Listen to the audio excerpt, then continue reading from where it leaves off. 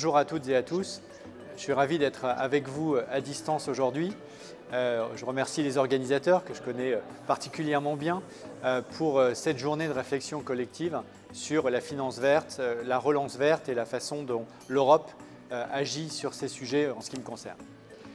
Je voulais partager avec vous le fait qu'ici à Bruxelles, je suis dans les locaux du Parlement européen, on est 100% mobilisé pour créer la première relance européenne alignée avec l'accord de Paris. On a, et c'est historique, un plan de relance européen financé de manière solidaire par l'ensemble des contribuables européens qui se situe autour de 650 milliards d'euros. Ce qu'on a déjà gagné, c'est qu'au moins 37% de ces 650 milliards d'euros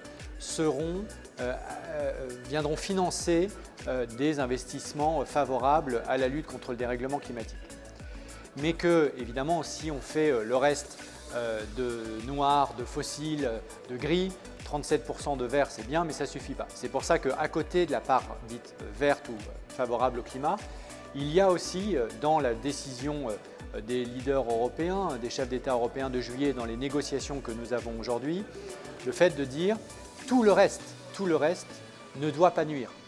Et c'est un principe qui est maintenant ancré dans une législation européenne que j'ai moi-même négociée à la fin de l'année dernière qui s'appelle, vous le savez bien, la taxonomie. C'est ce qu'on appelle le Do Not Harm Principle. Et quand on prend 37% d'investissements qui doivent aller vers le climat, plus le fait que tout le reste ne doit pas nuire ni au climat ni à l'environnement de manière générale, par exemple à la biodiversité ou à la pollution de l'air, eh bien on est en train de concevoir le cadre réglementaire qui permet d'avoir une vraie relance verte, ce que nous avions échoué à faire collectivement il y a 10 ans pendant la crise financière de 2008-2009. Et pour financer cela, eh bien, il y a les Green Bonds qui vont venir financer justement la partie verte de ce plan de relance. Et ce qui va positionner l'Union européenne, la Commission européenne, comme le plus gros émetteur au monde de Green Bonds.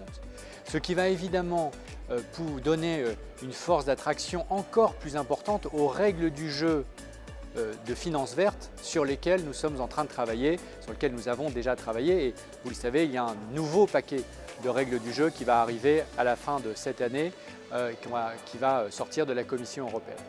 Donc, quand la Commission européenne, dès l'année prochaine, sera le premier émetteur au monde de Green Bonds, c'est évident que le Green Bond standard qui va sortir des règles du jeu européennes va être scruté de très très près par l'ensemble des autres acteurs de marché.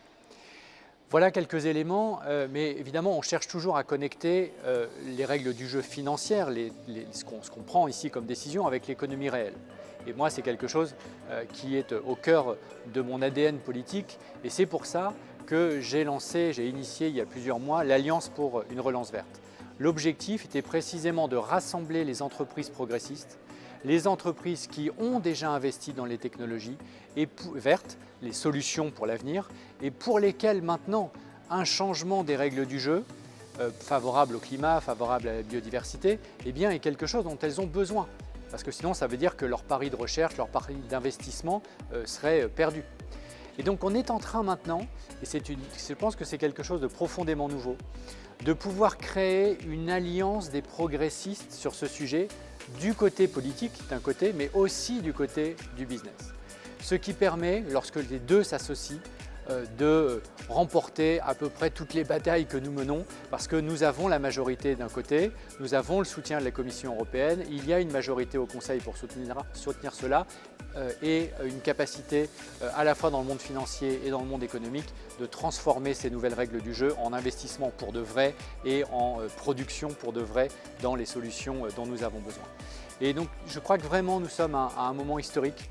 Et je suis évidemment ravi, en ce qui me concerne, de pouvoir y prendre part et de pouvoir contribuer à tirer le maximum d'ambition vers le haut. Je sais qu'à travers ce combat, je rejoins aussi le vôtre, celui de nombreux acteurs qui sont autour de Finance for Tomorrow, dont c'est aussi l'ADN. Et je me réjouis d'avoir pu partager ces quelques éléments avec vous aujourd'hui. Bonne fin de travaux. Thank you, Pascal.